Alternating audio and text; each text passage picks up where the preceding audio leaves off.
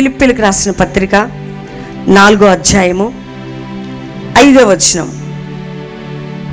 2వ మాట నుండి చదువుతున్నాను. ప్రభువు సమీపముగా ఉన్నాడు, దేనిని గూర్చి చింతపడకుడు గాని ప్రతి విషయంలోనూ ప్రార్థన విజ్ఞాపనం చేత కృతజ్ఞతాపూర్వకంగా మీ విన్నపములు దేవునికి తెలియచేయండి. అప్పుడు సమస్త జ్ఞానమునకు మించిన దేవుని సమాధానం క్రీస్తు యేసు వలన మీ హృదయములకును మీ తలంపులకును కావలి ఉండును. ప్రార్థన చేయటానికి నానా కష్టాలు పడుతున్నారు ప్రజలు. ప్రార్థన చేయడం అంటే చాలా కష్టపడి ఏదో సిలువ మోస్తున్నంత ఫీలింగ్ ఉంది కొంతమందిలో.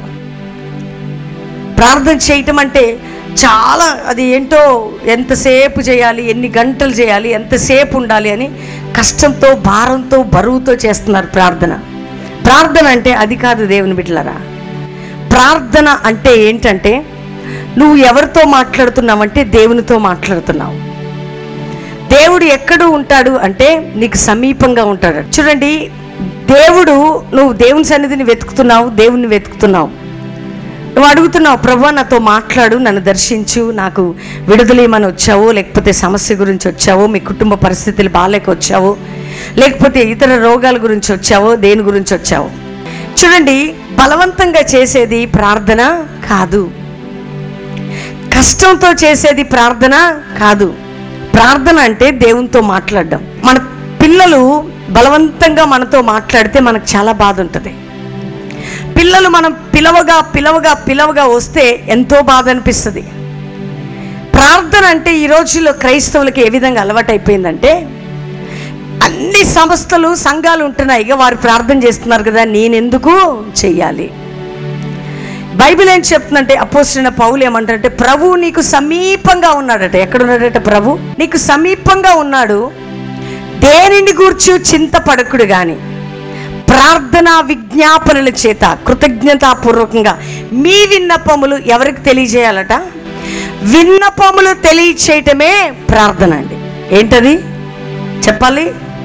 చూడండి, కష్టపడి ప్రార్థన చేయటం, ఇబ్బందితో ప్రార్థన చేయటం, చెయ్యాలి కదా అని ప్రార్థన చేయటం, ప్రయాసంతో ప్రార్థన చేయటం, బరువుతో ఉపవాసాలు కూడా చాలా కష్టపడుతున్నారు. దానివలన నీ శరీరం నలిగిపోతుంది. నువ్వు ఆమె నన్ను అరవటం వల్ల ఏమి జరగదు. కానీ పరిశుద్ధాత్మదేవుడు ఎంత సున్నితమైన వాడంటే, ఆయనతో నువ్వు ఎవరి కొరకు ప్రార్థన చేసినా, నువ్వు ఒకవేళ దేవుని సంధికి వెళ్ళి కూర్చొని నీకు ఇచ్చిన విన్నపాన్ని చేసినా, నువ్వు హృదయపూర్వకంగా దేవునితో మాట్లాడాలా. ఎఫెఫ్రాట ప్రార్థనలలో పోరాడాడట ఆయన. చూడండి, ప్రార్థనలలోకి పోవాలంటే ప్రార్థన కొరకై నువ్వు పోరాడాలా. ఇప్పుడు మనం జరుపుతున్న పోరాటం ఏంటంటే ప్రార్థన కొరకే ప్రార్థనలో పోరాడుతున్నాం.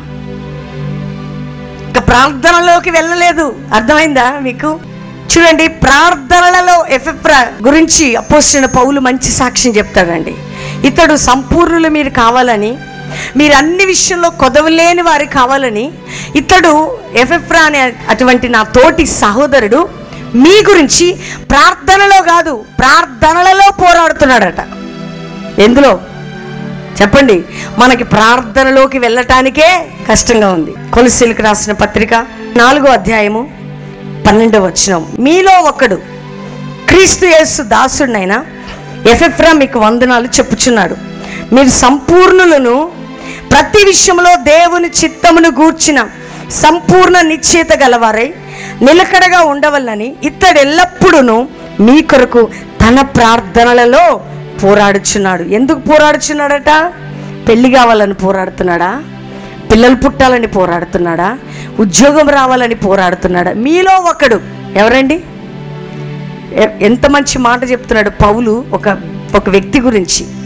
మీలో ఒకడును ఏ విధమైన ప్రార్థన చేస్తున్నాడంటే, మీరు సంపూర్ణులు గలవారై, సంపూర్ణ నిశ్చయిత గలవారై దేవుని చిత్తము జరిగించు కొరకు ఇతడు ఎల్లప్పుడూ కూడా మీ కొరకు ప్రార్థనలో కాదు ప్రార్థనలలో పోరాడుచున్నాడు. దైవ సేవకులతో ప్రార్థన చేయించుకోవాలని ఉంటుంది, దేవుని సేవకుల్ని కలవాలని ఉంటుంది. కానీ దేవుని సేవకులతో కలిసి ప్రార్థనలలో పోరాడే వ్యక్తులు ఎవరంటే ఈ భూలోకాన్ని తల్లకిందులుగా చేసేవారు దేవుని బిడ్డలారా. అది ఒక కృప. చూడండి, ఇట్లాంటి వ్యక్తులు పౌలు గారితో ఉన్నారండి. అందుకనే పౌలు బలమైన పరిచర్య చేశాడు. దేవుని సేవకులకి ఎలాంటి వారు ఉండాలంటే పక్కన పేరు కోసం ప్రఖ్యాతుల కొరకు ఆశించేవారు ఉండొద్దు, నేను కనపడాలి అని ఎక్స్పెక్ట్ చేసేవారు ఉండొద్దు, లేకపోతే నేను అందరికీ ఒక పెద్దగా ఉండాలని ఆశపడేవారు ఉండొద్దు. వారి వెనక, ప్రజల వెనక వారు సంపూర్ణ నిశ్చయత కలిగి దేవుని చిత్తం జరిగించేవారుగా ఉండాలంటే ప్రార్థనలో కాదు, కానీ ప్రార్థనలలో రేయిం బగళ్ళు వారి కొరకు కన్నీరు కారుస్తూ విజ్ఞాపన చేసే విజ్ఞాపన కర్తలు ఏ సేవకునికి అండగా ఉంటారో దేవుడు ఆ పరిచర్యను ఆశీర్వదిస్తాడండి. ప్రార్థనలో వెళ్ళే వారి అలవాటు ఏంటంటే, వారు ఒకసారి ఉపవాసం ఉండి ప్రార్థనలో అడుగు పెట్టారంటే వారికి ఎవరితో కూడా కాంటాక్ట్ ఉండదు. ఇక వారు ఏం చేస్తుంటారంటే, వారి కొరకు, అనేకుల కొరకు నిజంగా ఆశ కలిగి ఉపవాసం ఉండి వచ్చిన వ్యక్తులు, ప్రార్థన చేసే వ్యక్తులు, ఎవరి కొరకైనా నీకు ఆ కృప, ఆ మంచి మనసుంటే నువ్వు ప్రార్థన చేస్తూనే పోరాటం చేస్తుంటావు. ప్రార్థన అంటే అది సాధారణమైంది కాదండి, ఏదో నిలబడి ప్రార్థన చేయించుకునేది కాదు. ఒక 15 నిమిషాలు నువ్వు ప్రార్థన చేయలేకపోతున్నావు, ఒక హాఫ్ అన్ అవర్ ప్రార్థన చేయలేకపోతున్నావు, 24 గంటల్లో 15 గంటలైనా ఉపవాసం ఉండి ప్రార్థనలు గడపలేకపోతున్నావు. కనీసం దేవునితో మాట్లాడే అనుభవం నీకు లేకుండా అయిపోతుంది. అలవాటుగా ఏదో చేసేస్తున్నావు, ప్రార్థనలు చేసేస్తున్నావు. బ్రదర్ నీ కొరకు ప్రార్థన చేస్తున్నా అంటున్నాడు ఈ బ్రదర్ ఆ బ్రదర్తో. ఒకటి చెప్పిన, ప్రార్థనలో పోరాడేవారు వాళ్ళు ఎప్పుడు కూడా స్క్రీన్ వెనుకుంటారు. దేవుని బిడ్డలు కనపడరండి. అర్థమైందా మీకు? ప్రార్థనా పరులు అసలు వాళ్ళలో డంబం ఉండదు, వాళ్ళలో అతిశయం ఉండదు, వాళ్ళలో ఎక్స్ట్రా ఆర్డినరీ ఉండదు. వాళ్ళు చాలా సింపుల్గా ఉంటారు. వాళ్ళ ప్రార్థన సింపుల్గా ఉంటుంది, వాళ్ళ మాటలు సింపుల్గా ఉంటాయి, ప్రజల ముందు ఎక్స్పోజ్ గారు. వాళ్ళు చేస్తూనే ఉంటారు, చూస్తూ చేస్తుంటారు, మాట్లాడుతూ చేస్తుంటారు, అన్నీ చేస్తుంటారు, దేవునితో గడుపుతుంటారు. అలాంటి వారి ప్రార్థనల ద్వారా దేవుడి కార్యాలు జరిగిస్తున్నా వారు ఎవరో కూడా ప్రజలకి తెలియదు. ఒక గొప్ప ప్రసంగికుడు పెద్ద ప్రసంగం చేస్తుంటే వేలాది ప్రజలు రొమ్ము కొట్టుకుంటూ కన్నీరు గారుస్తూ ప్రార్థన చేస్తూ ఉన్నారట. చాలామంది మారు మనసు పొందుతున్నారట. ఆ దైవజనుడు చాలా హ్యాపీగా, సంతోషంగా, ఎంత కార్యం జరుగుతుంది అని సంతోషించారట. ఒకరోజు దేవుడు ఆయనకు ఒక దర్శనాన్ని చూపించాడట. నా సేవకుడా, చాలామంది మారు మనసు పొందుతున్నారు, సంతోషిస్తున్నారు. అవును ప్రభా, గొప్ప వారు మారుతారని సంతోషపడిపోతున్నావు కదా. అవును తండ్రి, అయితే నీకు ఒకటి చెప్తాను విను. నువ్వు ఈరోజు నిలబడుతున్నావంటే నీ వెనక ఒక వ్యక్తి ప్రార్థన చేస్తూ ఉన్నాడా? ఎవరు ప్రభు ఆ వ్యక్తి అంటే, ఒక 2 కాళ్ళు లేకుండా ఒక కుంటి వ్యక్తి సైకిల్ మీద వచ్చట.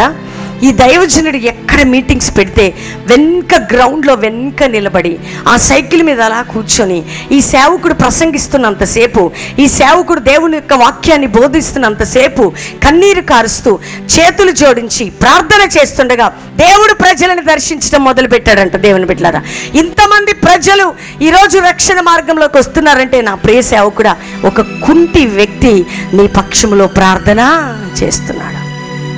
కనపడరండి వాళ్ళు, ప్రార్థన చేసే వాళ్ళు ఎప్పుడు కూడా కనపడు. బ్రదర్ నేనున్నా నీకోసం ప్రార్థన చేస్తాను అనరు వాళ్ళు. బ్రదర్ నీ ప్రార్థన చేస్తున్నా అనరు. అసలు ప్రార్థన చేసేవారు నేను ప్రార్థన చేస్తున్నానని కూడా చెప్పరు. ఎందుకు అంటే ప్రార్థనలో ఎఫెఫ్రా పరిచయం చేసుకోలేం. పౌలు గారు చెప్తున్నాడు, ఎఫెఫ్రా ఎలాంటి వాడు అంటే, మీరు సంపూర్ణ నిశ్చయత గలవారై దేవుని చిత్తము గురించి తెలుసుకొని అన్నిట్లో కూడా సంపూర్ణులను అనునాంగులను కలిగి దేవుని కొరకు జీవించాలని ఇతడు ఎఫెఫ్రా అనే మీతో ఉన్నవాడు, మీ తోటివాడైనటువంటి వ్యక్తి మీ కొరకు ఏం చేస్తున్నాడు? ప్రార్థనలలో పోరాడుతున్నాడు. మేము నీ గురించి సాక్ష్యం వేయాలి. పలానా బ్రదర్, పలానా సిస్టర్ సంఘంలో వారి ప్రార్థన అనేది దేవుడు మాకు క్లియర్గా మాతో మాట్లాడాలండి. అనేక స్థలాల నుండి వచ్చిన ప్రజల్లో చూస్తుంటాం, అత్యాసక్తి ఉండాలి ప్రార్థనలో, ఆశ ఉండాలి ప్రార్థనలో. ప్రార్థన చేసుకుంటూ అటు చూడడం, ప్రార్థన చేసుకుంటూ ఇటు చూడడం, కాసేపు అటు కాసేపు ఇటు, ఎప్పుడైపోద్దని ఇవన్నీ చూడరు. ఎందుకంటే ప్రార్థన అనుభవం కలిగిన వారు ఎవరు పక్కన ఉన్నారంటే, ప్రభు అటు ఎక్కడుంటాడు చెప్పండి అందరూ? ఎక్కడున్నాడు ప్రభు? ఉన్నాడా మీకు సమీపంగా? ప్రార్థన చేసే వాళ్ళు ఎలా ఉంటారు తెలుసా అండి? సంతోషంగా ఉంటారు. సమస్యలు ఉంటాయి. అపోస్తలుడైన పౌలు గురించి మీకు చెప్పా. కారాగృహంలో వేసి, ఇనుప సంకెళ్ళు వేసి, భయంకరమైన దెబ్బలు కొట్టి, ఆ దెబ్బలకి ఆ గోడకున్నటువంటి ఆ దెబ్బ పడుతుంటే అతను పక్కకి ఇట్లా జరిగితేనే గోడ స్లాబ్లో ఉన్నది అది కూడా అట్లా ఊడి వచ్చేటువంటి సమయంలో ఆయన అంటున్నాడు, నేను ఎల్లప్పుడూ కృతజ్ఞతాస్తుతులు చెల్లిస్తున్నాను, దేవుణ్ణి ఆరాధిస్తున్నాను అంటున్నాడు. ఎందుకంటే అతడు ఈ దెబ్బలను చూడట్లా, ఈ గాయాలను చూడట్లా, తన ప్రక్కలో ఉన్న ప్రభువును చూస్తున్నాడు. దేవుడు నీ ప్రక్కలో ఉండి ఏం చూస్తున్నాడు? ఇక్కడ పౌలు, అపోస్తలుడైన పౌలు గారు ఏమంటున్నాడంటే, మీకు సమీపంగా ఉన్నాడట. ఎవరు? యేసయ్య. కాబట్టి మీరు దేనిని గురించి చింత పడకుడు కానీ ప్రతి విషయమును బట్టి ప్రార్థన విజ్ఞాపనముల చేత మీ విన్నపములు దేవునికి తెలియజేయడం. చాలా మంది అన్నారు, బ్రదర్స్ నేను వాడబడాలా? నువ్వు వాడబడాలి అంటే అట్లీస్ట్ నీకు 15 గంటల ప్రార్థన ఉండాలా, 15 hours నువ్వు ప్రేయర్లో ఉన్న అనుభవం ఉండాలి. నీకు దేవుడు ఎవరో తెలియాలి, ప్రభువు నీ ప్రక్కలో ఉన్న అనుభవం నీకు ఉండాలా. నీకు తండ్రి మనస్సు ఉండాలి, నీకు నమ్మకత్వం ఉండాలి, నీకు మంచి బోధన, మనుష్యులని మనస్సులని అర్థం చేసుకునే జ్ఞానం ఉండాలా.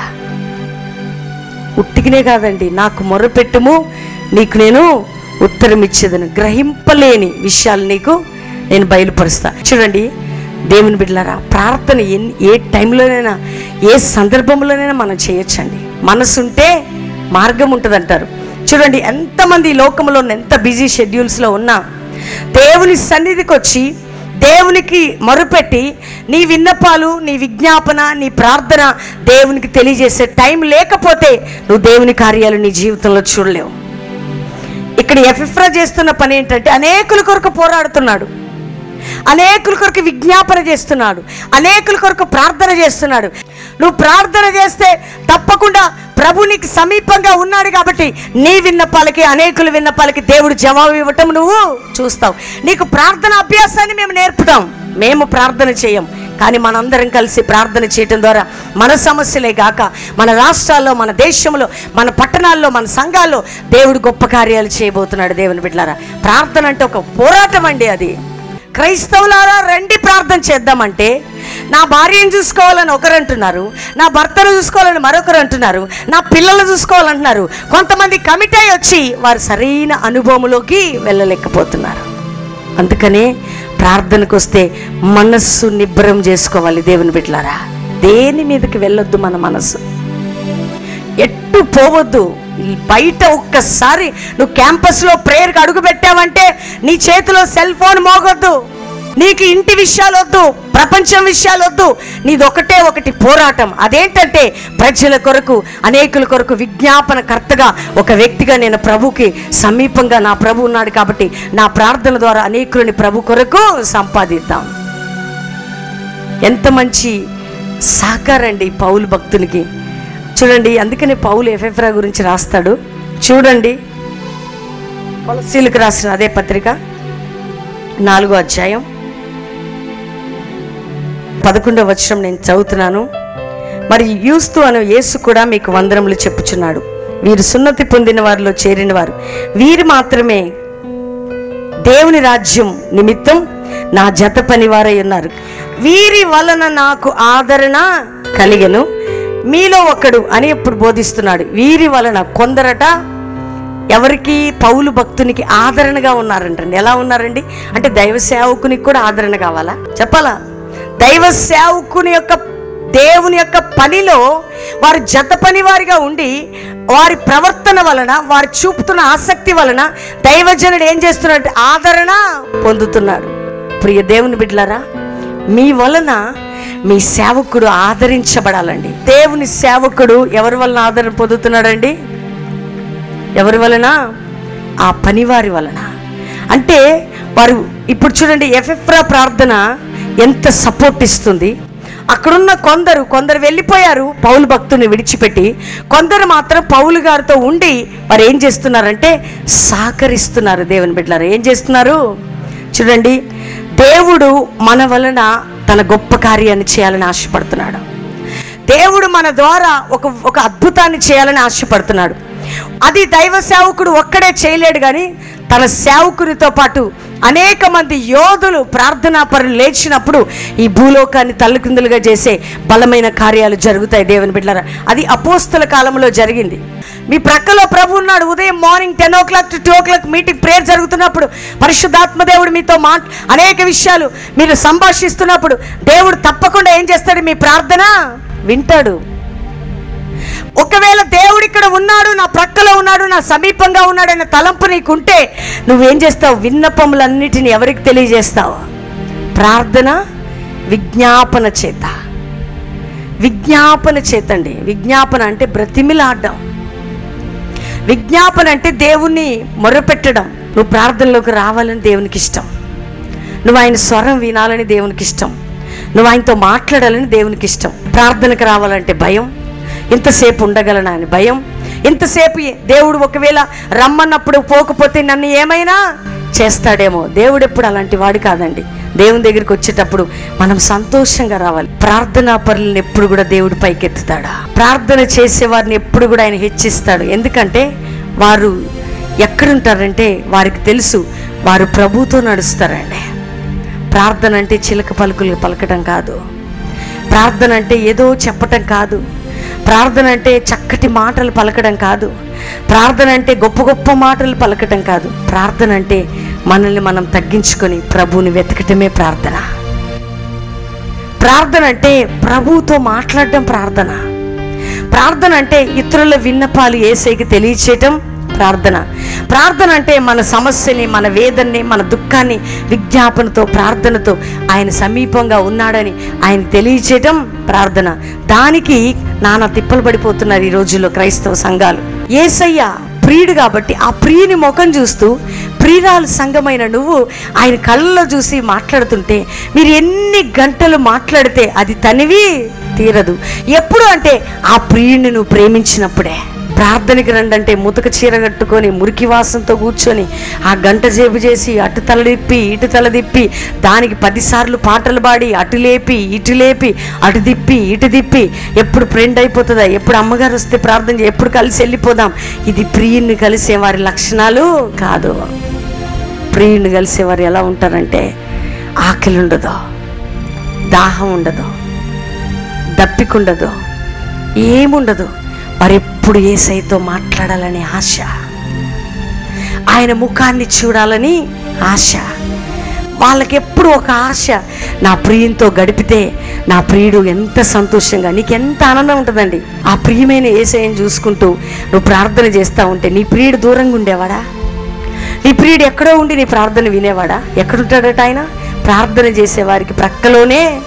అందుకని వాక్యం చెప్తుందండి, నిజముగా మొరపెట్టు వారికి ప్రభు అట సమీపంగా ఉంటాడట. అంటే స్తోత్రం నాయన, చెయ్యండి ఆయన, కళ్ళెడు తిరిగి కొన్ని నీళ్ళు దాగా, ఆ స్తోత్రం నాయన, ఎప్పుడు టీ బ్రేక్ దొరుకుతుంది, ఆ స్తోత్రం నాయన అనేవాళ్ళకి కాదు. ఎవరికి అంటే నిజముగా మొరపెట్టేవారికి, సిన్సియర్గా, సీరియస్గా, స్ట్రిక్ట్గా, సంతోషంగా, దయతో, దేవుని మనసుతో ప్రార్థన విన్నపాలు చేసేవారికి, నిజంగా యథార్థంగా మొరపెట్టేవారికి ప్రభు ఎక్కడుంటాడట?